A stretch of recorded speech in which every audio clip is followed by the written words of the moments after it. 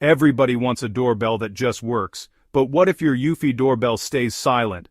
Let's fix it, step by step. First, check your Wi-Fi connection. If your doorbell is offline, the chime won't sound. Reboot your router and see if the doorbell reconnects. Still no luck?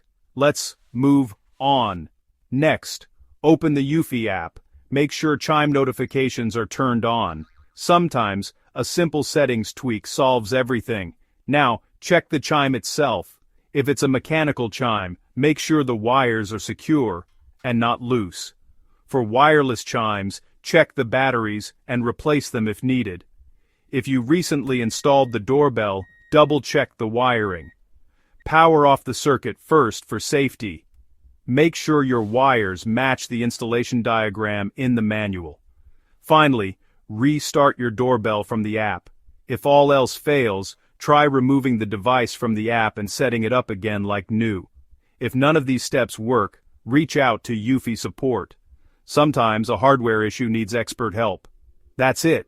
Your Eufy doorbell chime should be ringing again. Like and subscribe for more quick home fixes.